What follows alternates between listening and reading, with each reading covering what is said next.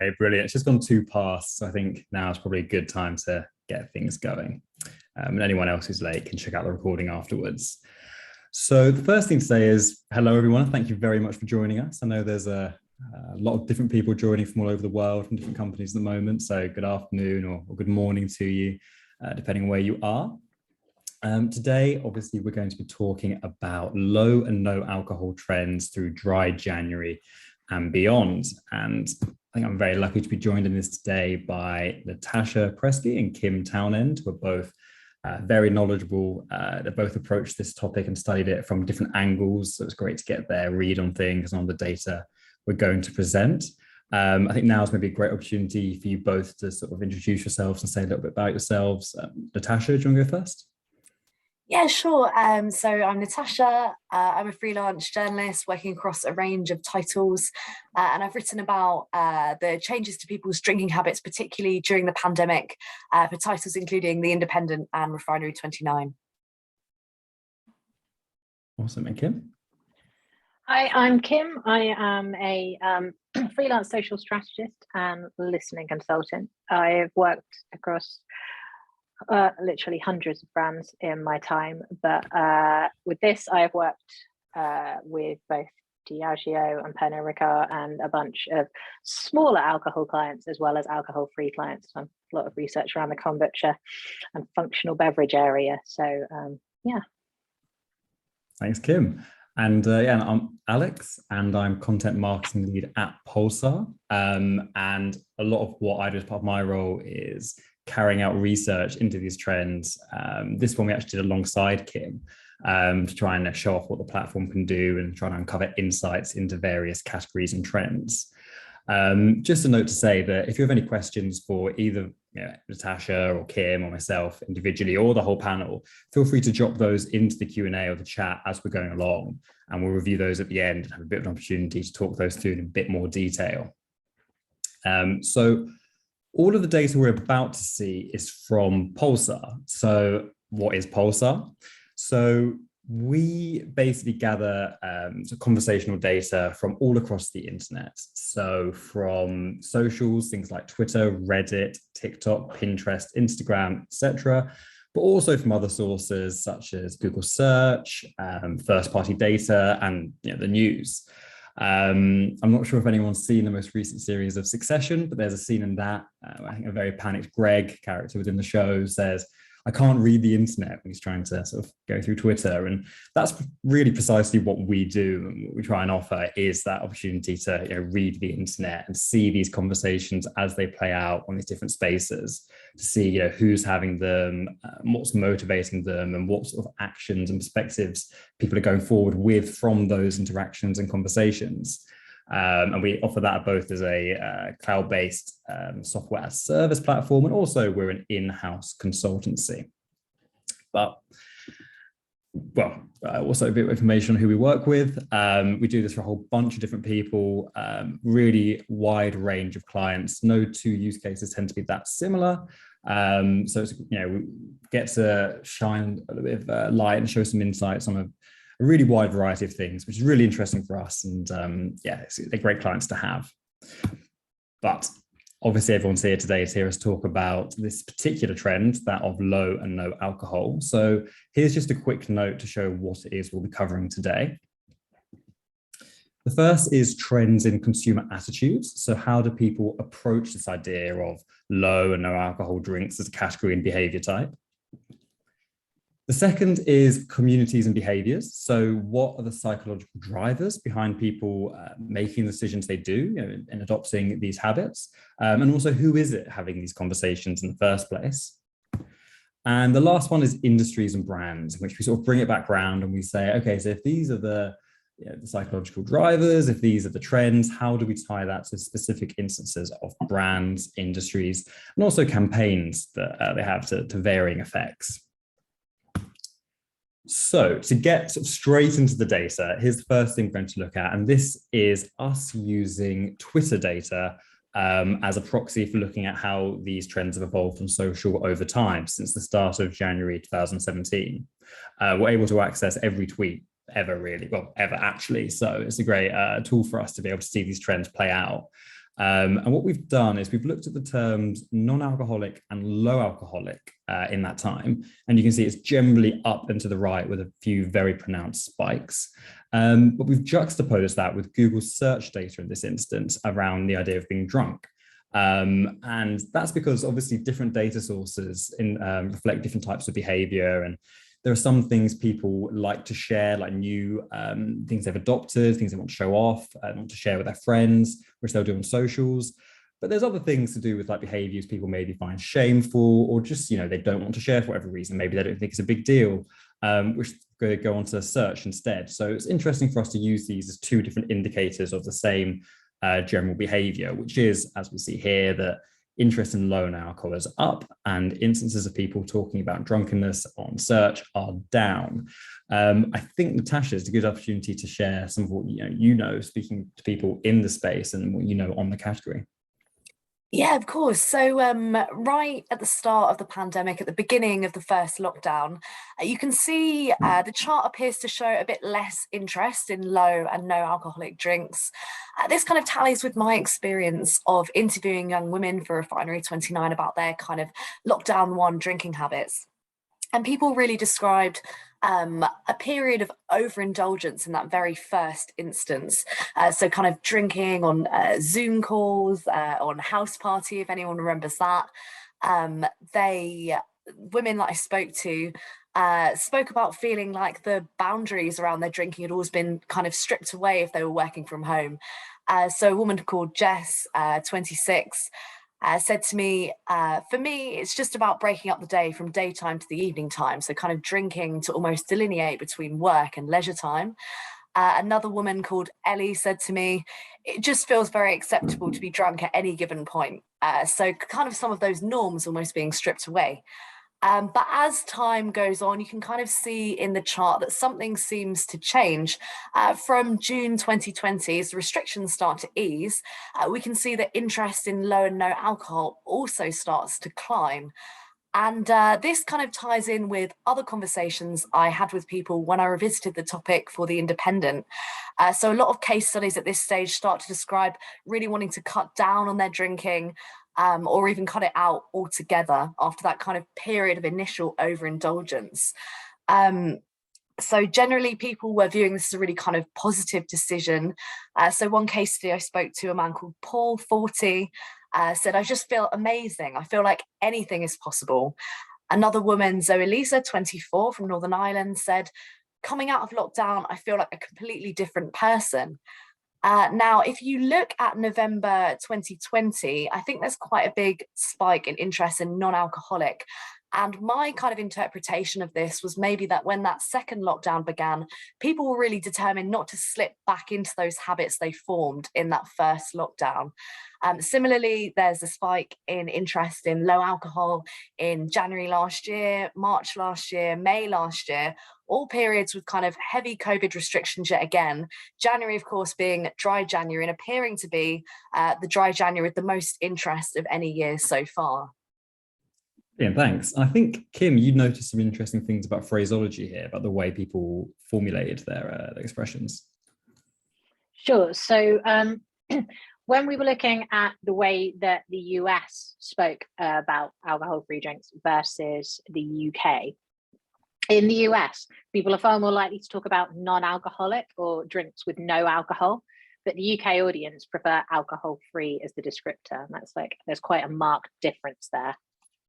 Yeah, interesting. And if we then sort of use that to dig down a bit into the category itself, we can also use the same look at Twitter data to sort of see, and we've normalized it here, because these are on slightly different levels. It's good for us to see the ebb and flow, to see what types of non or low alcoholic beverage people are talking about within the conversation.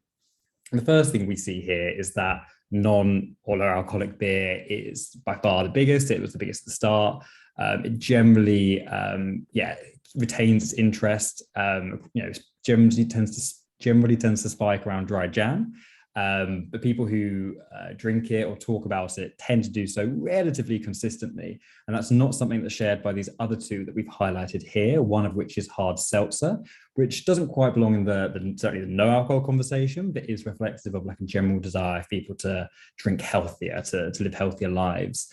And also low and no alcoholic spirits, which we'll be returning to quite a few times in this. And that's best epitomized by brands like Seedlip, who offer sort of botanical, almost like gin alternatives, that, drinks that are meant to seem not lesser, but, an actual vibe alternative to like a spirit when you're out or at home. Kim, again, I think you had noticed something interesting around the spikes here. I did. Have we got the tweet on the... that will come later. We'll okay. We'll build all right. Well, we'll reveal the tweet later. But yeah, around July, the massive spike around hard seltzer was due to a tweet that ended up going viral around a slightly sarcastic tweet around the people who were a bit suspicious of the fast rollout of COVID vaccines. So the massive spike that we see there is still category based, but yeah. That's the July tweet. Yeah, which I think is interesting, because even when people are not talking explicitly about, I like this drink, like I always make a habit of having this drink, it's interesting to know that things have penetrated the culture and certain cultural groups to that extent. But thanks, Kim. So the next thing we'll look at is, having done this sort of macro look, we went back to the start of January 2018. We then wanted to look in much more depth at the last 6 months, and that's where we've got our stat for 500,000 data points. And that's this is the first graph we used to put that together. So this is where we've used all the ones I mentioned in the introduction, such as Twitter, yes, but Reddit, Pinterest, TikTok, and such as those, to get a much more full look at the conversations taking place in this space. Because as we know, different platforms, they have different audiences, different people active on them. They facilitate different forms of conversation. And the first thing that jumped out here was that beer remains the largest. So non or low alcoholic beer definitely dominates discussion within the category. But I think more interesting here was the fact that we saw punch and cocktails come second and third. And just touching on that, which I think Kim's going to mention more in a second, about different platforms hosting different forms of conversation. This is certainly a case where we saw Pinterest emerge, where people over lockdowns, or like people who were, changed their habits over the course. Lockdowns have led them to spend more time at home and spend more time having parties at home rather than going out, even after lockdowns had lapsed a bit.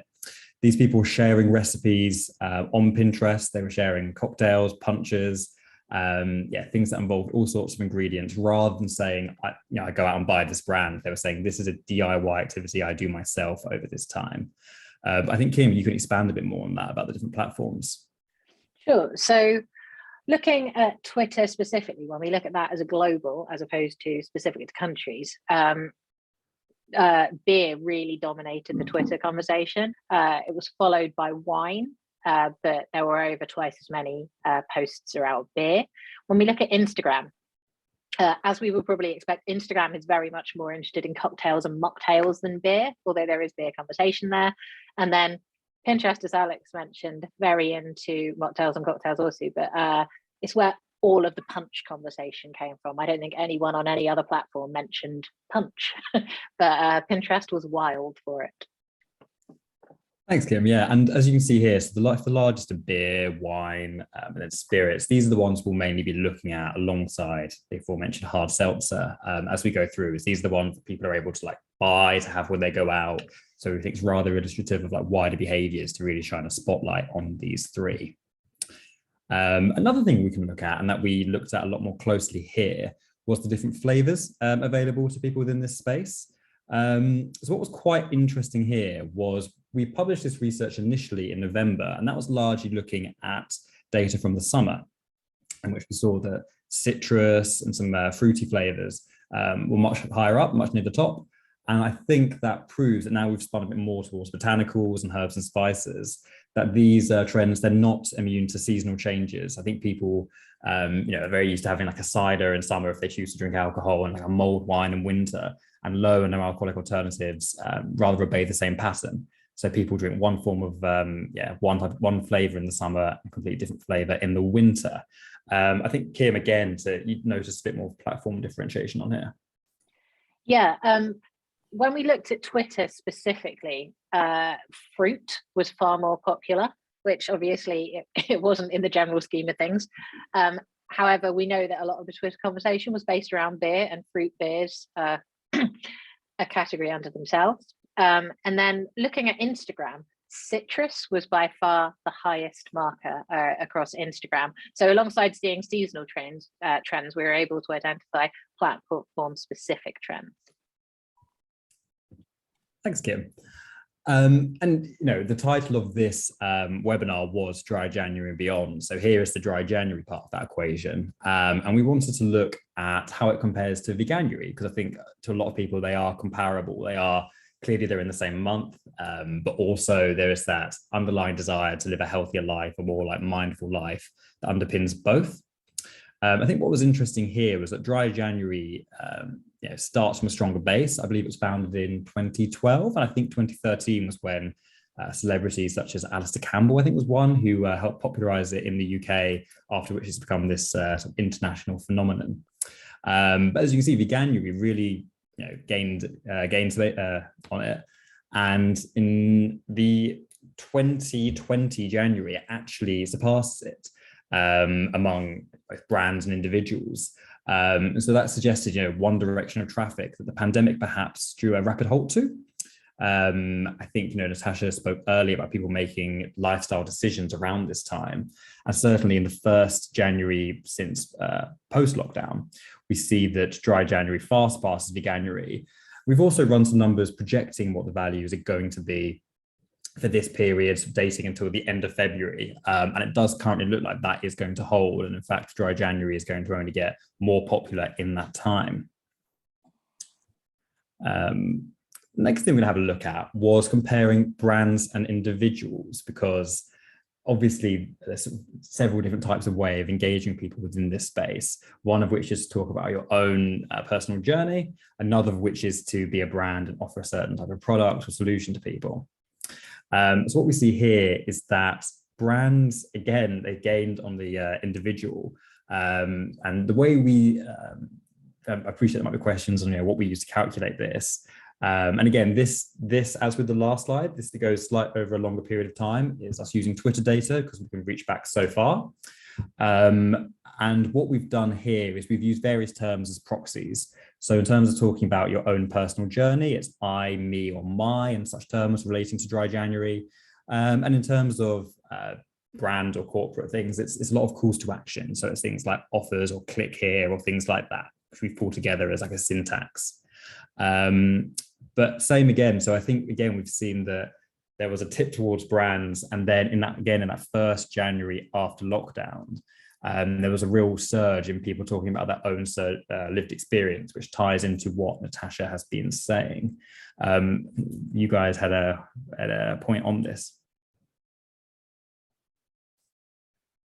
Oh, is that me or Kim? Sorry. Oh, sorry, Kim.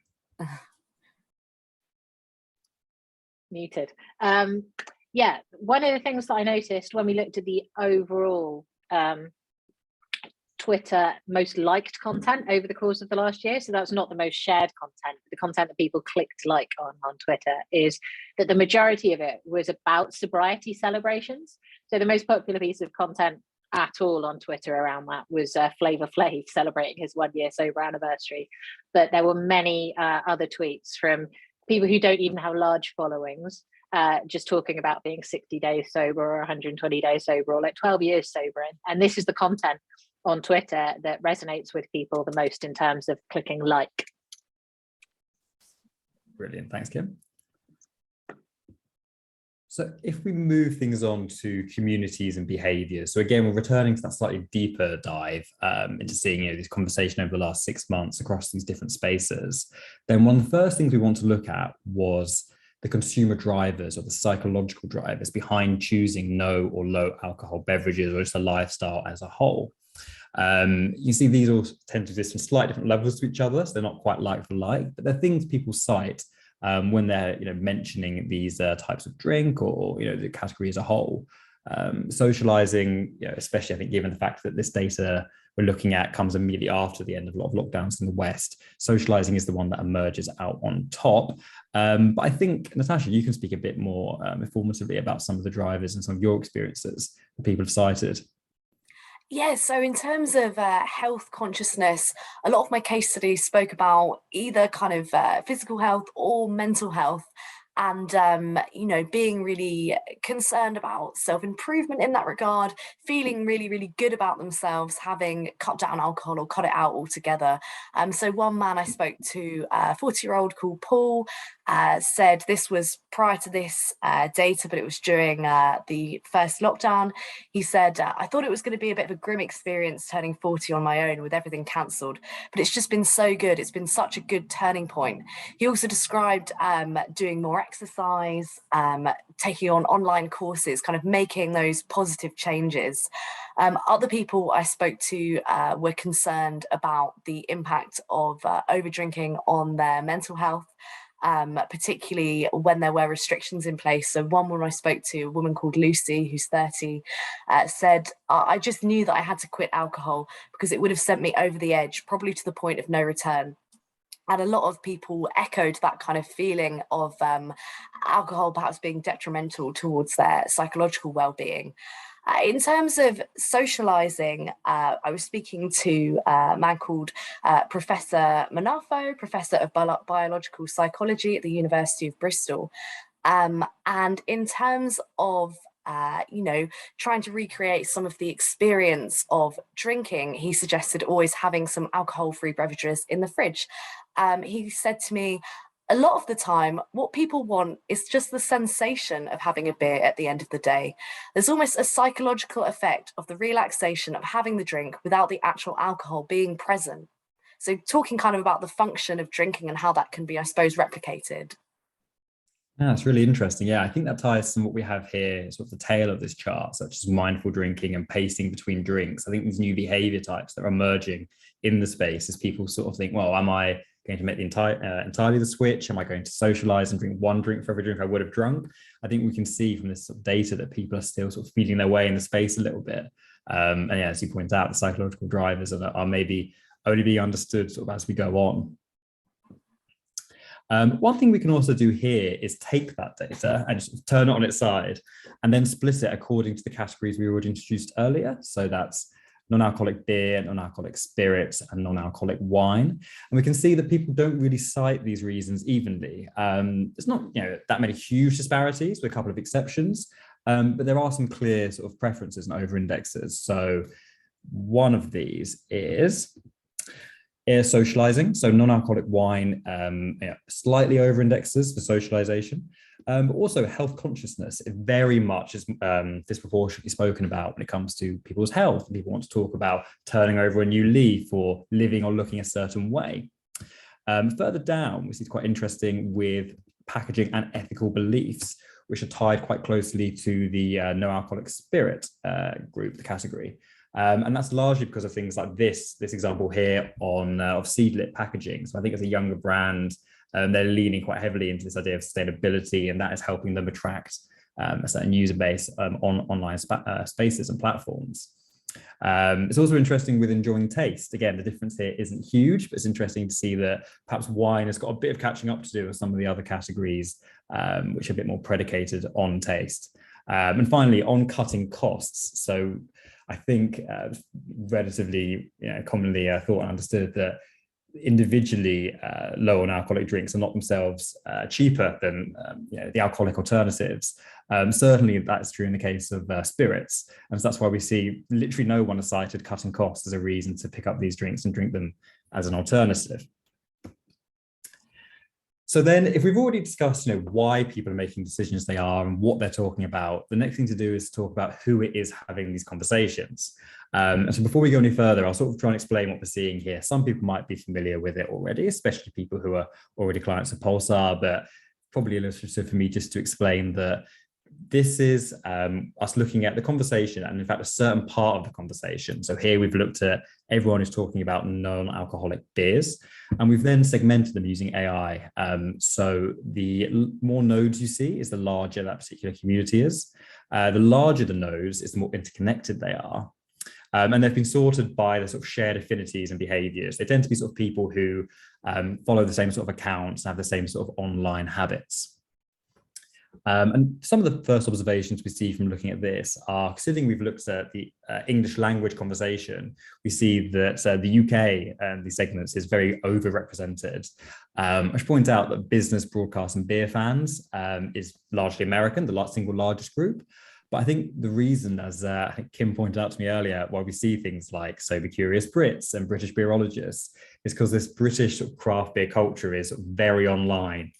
People are very keen to share their opinions and perspectives in this space. So therefore, they sort of emerge as quite tight-knit groups when we look at them more generally.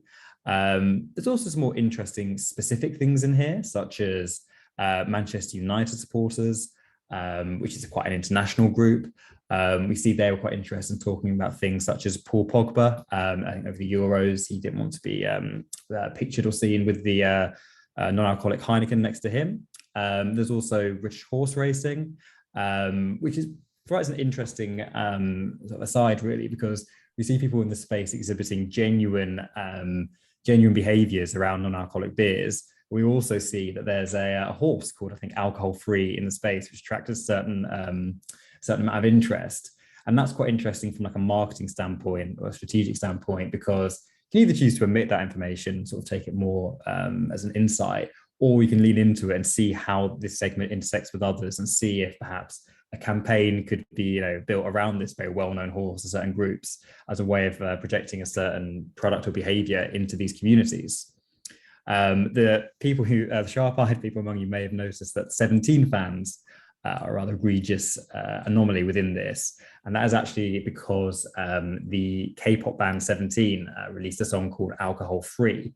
And even if we sort of, choose not to look at precise examples of that song, we see that alcohol-free beer has entered the lexicon of this sort of K-pop group. Again, we could choose to omit this and look purely at people who are consuming and buying these drinks, but it's quite interesting for us to see how they impact the wider culture and to find out there's these sort of worldwide different segments where these things are sources of humor and community and the like. So I've already mentioned hard seltzers.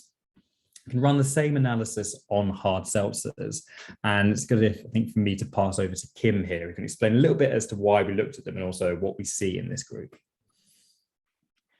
So one of the reasons that we were interested in studying the hard seltzer audience is to see if, I don't know if you guys remember a few years ago, the Le Croix trend that didn't really make it across the Atlantic, but was huge in America. I wanted to understand if the hard seltzer trend that was emerging in America was going to cross the Atlantic and have the same kind of implications over here. So we wanted to look at the audience and see if they were primarily US based or if there were any UK people in the audience, and understand a little bit more about them. So one of the reasons that we saw such a huge amount of the sort of young US progressives is due to the tweet that I mentioned. Is that on the next slide? No, we're on the next slide. Yeah, we're building suspense. We're building tension. Okay. So the tweet brought in people from all sorts of different groups that we would not have expected, including the US comedy fans, some of the American EDM fans. This wasn't wholly responsible for these groups of people, but they did interact with this tweet as well. One of the things that I found really interesting was to try and understand, when I wanted to understand why there are country fans involved in this conversation. And a lot of this, some of them came via the sort of pop cultural tweets. But one of the main reasons we saw such a cluster of country fans is that Blake Shelton has decided to get involved in a marketing campaign for a hard seltzer lemonade. So we saw a sudden influx of people that we wouldn't usually associate with that kind of a community suddenly interested in talking about hard seltzer. And then I think the strangest group in the US seltzer conversation that I was not expecting to be there at all were the American beerologists. So these are like serious beer people, and I assume that they would be quite dismissive of hard seltzer, it traditionally being thought of as, you know, a girl's drink. But they are not. Hard seltzer has made its way into sports arenas. It's being sold at craft beer bars. There are people talking about serving it at Oktoberfest events. Gone are the days of hard seltzer being a drink not for beer fans. Thanks, Kim. And then, yeah, the last group will, after that tension build, then flubbed it. So this is the tweet to which Kim was referring, which is, yeah, as you can see, makes reference to the vaccine rollout of the time. But I think also, yeah, as Kim was saying, it speaks to the place, you know, that hard seltzers have in the public imagination. Like, everyone was very conscious that all these hard seltzers seemed to be appearing from nowhere, and it became like a bit of a public meme, sort of in the old sense of meme. So this is the final community we'll look at, and this is the non-alcoholic spirits one. So a few things here. This, as we saw quite early on, is a much smaller category. So some of these groups are a bit more precise and specific just because we're looking at less people. We also see VC and startup culture emerge, and, you know, some of these people do enjoy having Seedlip, or, you know, other brands are available. But I think it also speaks to the fact that the category is not that mature yet, so people are still talking about it as a sort of a nascent vehicle for investment. And that's also reflects a little bit in beverage business people who are sort of talking about it, but also talking about whether they should stock it and stuff like that. That latter group, beverage business people, also has a bit of a crossover with North American cannabis culture and also food alchemists. And the reason I say that is these are all people who seem very precise and caring over what they put inside their bodies, and they all see themselves as being quite, I guess, gourmet, for want of a better word. They want the finest non-alcoholic spirit and the finest sort of like food and the finest cannabis in the case of these guys here.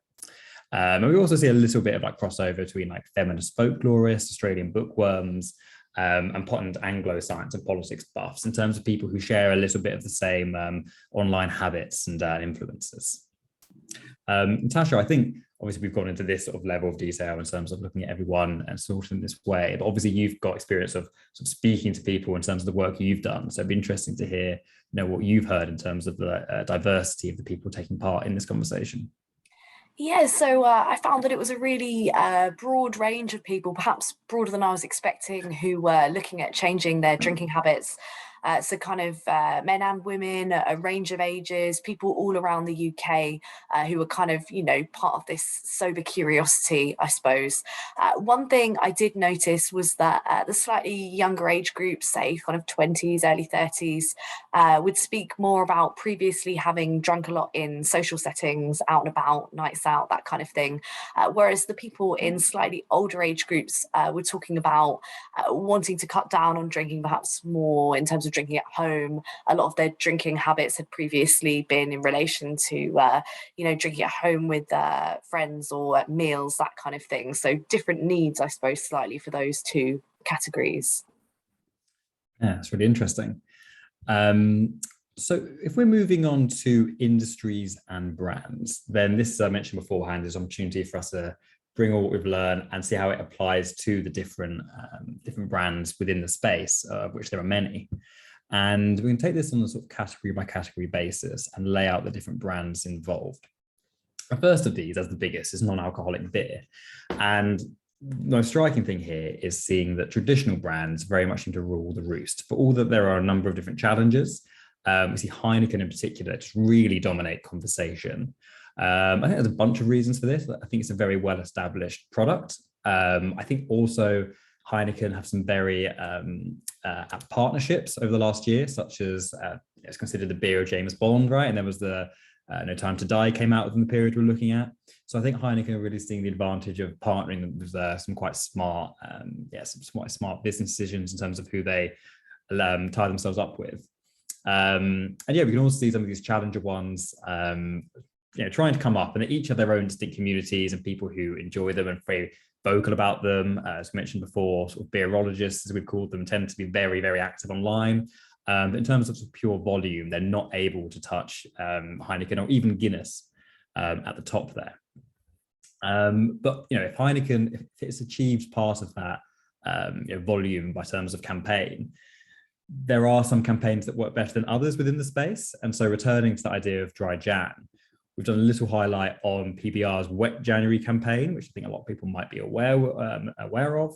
So PBR, or perhaps Blue Ribbon, obviously a beer has certain associations in the States, especially amongst like hipsters and students and various things like that. And the campaign that they chose to carry out this year was Wet January, which I think is a tongue-in-cheek and slightly puerile or spin on dry January that I think was criticized at the outset for sort of a perceived insensitivity for the different reasons that people might choose to dry Jan in the first place, but was seen by them as being quite on brand. But then as part of this wider Wet January campaign, a series of tweets from the main channel went out, which were, I think, increasingly lewd, is pretty fair to say, which I probably won't be mentioning or showing here. And they were shortly deleted after by the account. But as you can see here, we've tracked these different things. The sort of beige, yellow, browny line there is looking at direct engagement on their Twitter account. So people who've commented either saying like, oh, great iconoclastic sort of tweeting, or people saying, what is this? Why are you tweeting this? And if we go a little bit more in detail and we remove that single largest spike so we can see the shape of these others a bit more clearly, then we see mentions of the brand in coral. We see obviously that spiked around the time of this tweet and then clearly didn't sustain, which I suppose you wouldn't expect it to in a thing of this nature, but wasn't helped by the fact their main account went quite quiet tweeting to let the storm blow down a bit. We see that Wet January campaign itself really sort of flatline around this time. And we actually see the poster and content. So this is people mentioning the social media manager who posted it and the quite graphic content the tweet contained, actually much more than the campaign at certain points. If we highlight a couple of moments within this, I think at this period is where we sort of see advertisers and marketers and people such as that and journalists, people who are very much on Twitter, sort of taking hold of this story and interviewing the social media manager involved. That's the reason for this particular spike. So it's very much like industry chatter that we can see by looking at different communities, and we can choose again whether that's something you want to look at or something you want to bypass.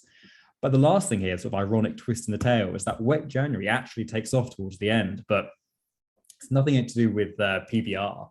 It's some sort of series of like viral sort of jokes and memes taking off what seems to be young people, sort of people might be sort of termed the TikTok demographic, but who are on Twitter. And I think this is sort of maybe a bit of a sickener for PBR. You can see that, among sort of the younger people, they've taken this idea on board and they find it very funny and they're willing to tweet about it. But in terms of actually having that be something you tweet from your official brand account, it doesn't seem to have been quite so successful as a longer term strategy. So just returning to the category by category breakdown, we can also look at non-alcoholic wine brands. And in this case, as you might have expected, it's flipped. So it's non-alcoholic brands, which just do nothing but non-alcoholic variants, far surpass wine brands, which produce different types across the board. So we see a few recognizable names up there.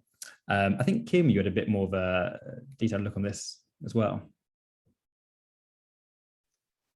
The non-alcoholic wine brand?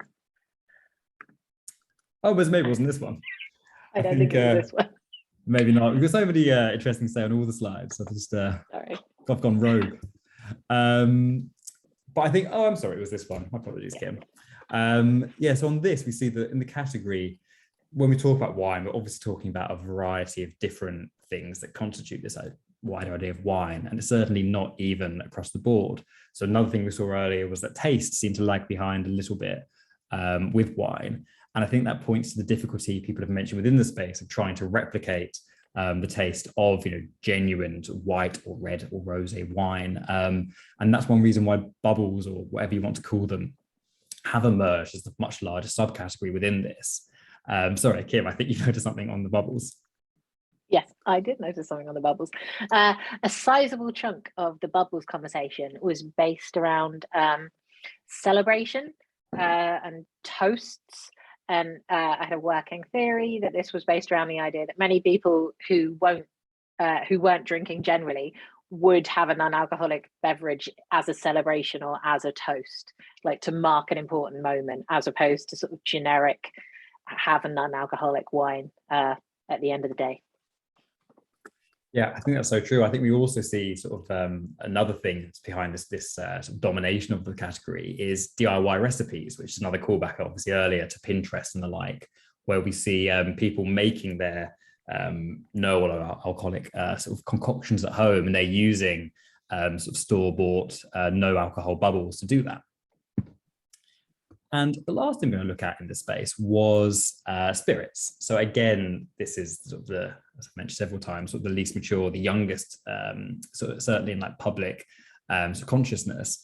And here, I think is the most, lopsided distribution. And we see Seedlip emerge by far as the largest, followed by Lyre's and then Cleanco.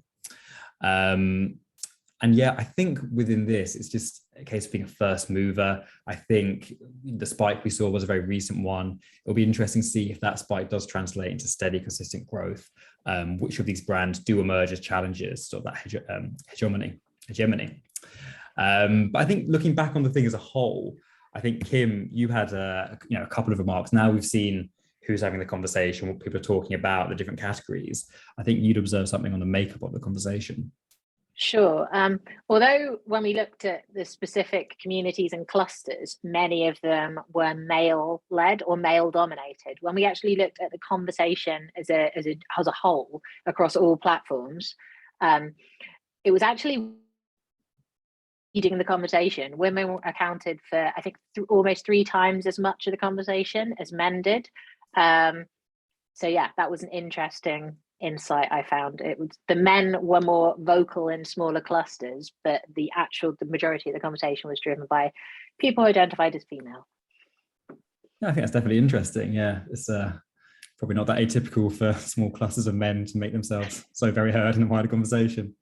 But speaking of the conversation, I think we've come to the end, certainly, of our sort of scripted, if you call it, or our presentation. So I think there's been a few questions dropped in the chat, as we've gone on. So if you have any others that you'd like to ask, or anything you feel like we haven't discussed, or anything you'd like to look at in closer detail, we'd like to create a little space now for us to answer those questions, and yeah, provide any answers onto anything that you might have. So if I go through now, someone's asked, is this people searching drunk or mentioning drunk in tweets? So I think that's for the chart we saw at the very beginning. That is for people searching it. So that's people saying drunk. And what we've done there is look at drunk as a topic, rather than just mentions of drunk, because I think Google's smarter than, obviously people say I drunk this, I drunk that, and Google helps us better understand, are people talking about drunkenness as opposed to anything else. Another question is this the mix of Twitter mentions and Google trends? Is it possible to understand more about the methodology? Yeah, sure. So I think this is, again, I would imagine this is from the graph we showed at the very beginning. So this is, Twitter mentions that we've pulled through onto Pulsar. So I don't want to go too deep into the product, but Pulsar, we have 3 different products, one of which is trends. And that basically enables you to look at every single tweet made in much the same way as you would use Google Trends. So you would type in a Boolean query, for instance. So you look at in this case, we just looked for mentions of the word low or no alcohol, but you could just as easily look at low no alcohol or non-alcoholic or anything such as that. And you could understand the way volumes change about that over time. And then if you want to look at that with a bit more detail and see the communities behind that and the different platforms beyond Twitter, that's where we would suggest looking at Pulsar Track. Someone else has asked, have you covered Asia? Any major differences by region? That's a really good question. So we actually haven't covered Asia in this search. I think what we've mainly pulled in is English language conversation. It's the largest place we saw that play out in were the US and UK, also Canada, South Africa, Australia. I think there was a smattering of tweets from the likes of Singapore and stuff, but it certainly would be interesting and perhaps something for us to look at in the future as to how this plays out in other regions such as Asia. We do have multiple language detectors on the platform, so it would be possible for us to build a bespoke search where we look at English, but also things like Mandarin and the likes of that. Is there a distinct difference in age range for those moving towards low and no alcohol? Maybe we'll come back to this from a social sort of listening perspective, but perhaps Natasha, I think if you sort of first answer this from what you've experienced in terms of speaking to people, and then maybe Kim, after that, you can talk about any trends you've noticed. I mean, as I said before, from my kind of more anecdotal perspective, talking to people, interviewing people, it was quite a range who were, choosing to cut down their alcohol or cut it out altogether. So I wouldn't say necessarily, although I can imagine perhaps that those who are more likely to be going out in social settings might be more likely to be wanting to have, multiple non-alcoholic drinks as opposed to those who are, spending more time at home when they were previously drinking.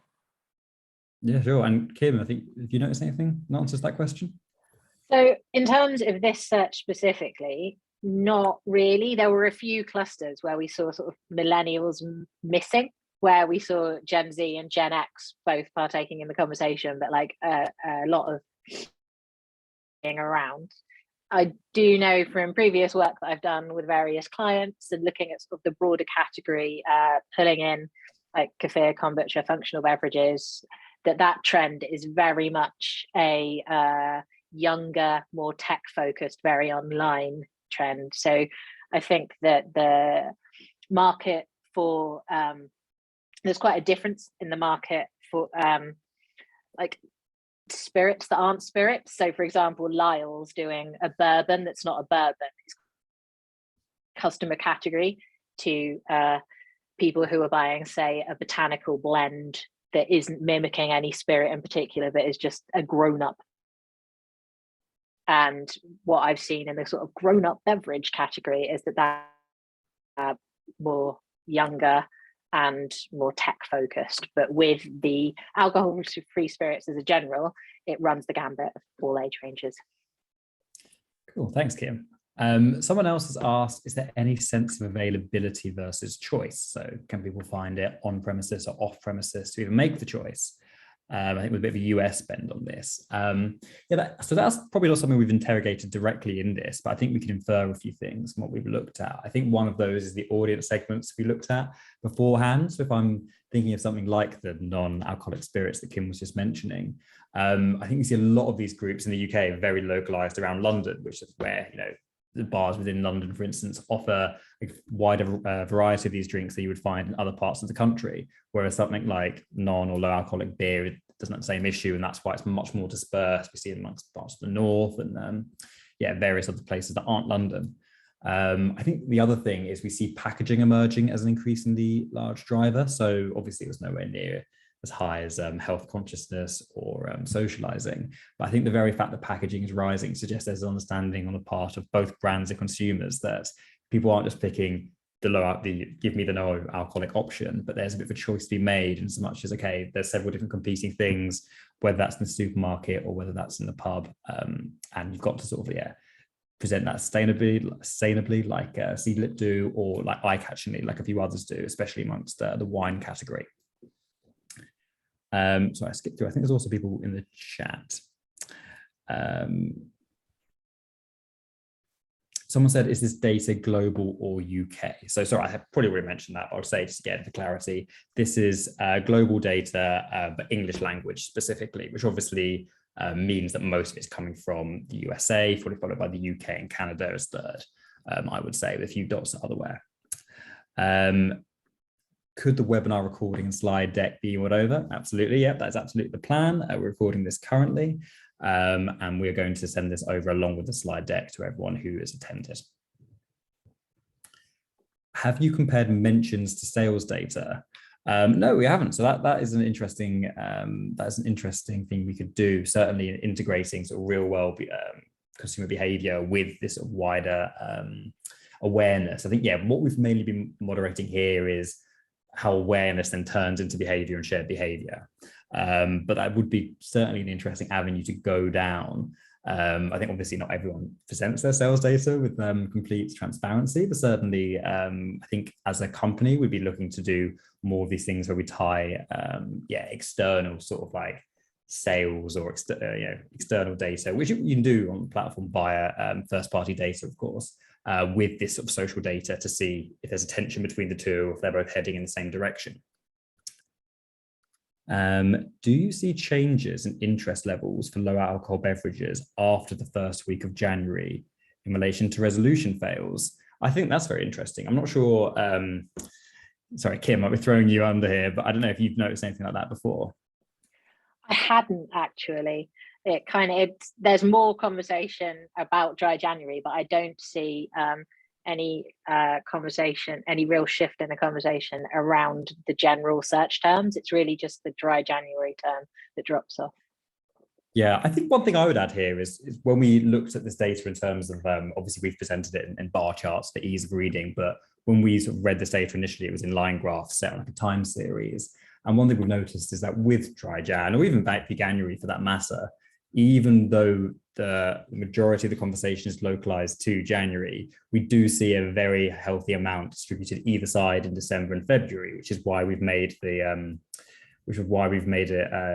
layout it is to sort of incorporate all of that. So I think, yes, if December is a lot of people, maybe on the brand side, trying to prep people with the market, I think it's pretty fair to assume that February might be, I mean, my guess would be a bit more individual based, although again, that's certainly something we can dig into a bit more in the future. Okay, thank you. And I think this might be all of the questions, unless anyone has any others. I think we might wrap things up within the hour. As I mentioned beforehand, we're going to be sending out all of these to everyone to see, so you can sort of peruse it at your own leisure without hearing my voice yapping away. Oh, sorry. One last thing. We'll have to hear my voice yapping away for a little bit longer. Someone has said, do you see kombucha as a challenger to zero?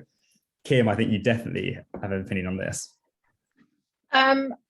I think that for the people who are drinking for health, who have stopped drinking for health reasons, then yes, kombucha is definitely up there with the botanical-based spirits. A lot of the smaller, more indie. We're seeing a lot of botanical sodas begin to erupt in the UK currently. And for that category, yes, definitely a challenger. But if we're looking at more the sort of Lyle's and traditional alternative to bourbon, alternative to gin, alternative to vodka, then not so much. They're two quite separate groups of people as far as I can tell. Brilliant. Thanks, Kim. I'm glad I wasn't too much throwing you under the bus there. Hat trick. Well, in that case, I mean, thank you very much, everyone, for joining. Thank you, Kim. Thank you, Natasha, for bringing your unique perspectives on this. Thank you also to Dai Lee, who's another person who helped Kim and I with this data set behind the scenes, putting it all together. As I said, this will be sent out, but if you have any questions or anything in particularly, then you can feel free to contact us at info@pulsarplatform.com. I think the guys' unique tags, Twitter tags and everything will be in the presentation when we send it out, if they'd like it to be. And beyond that, you can also find us on Twitter and LinkedIn. Thank you again, everyone, for joining. And yeah, I hope everyone enjoys the rest of your week, wherever you are. Bye. Bye.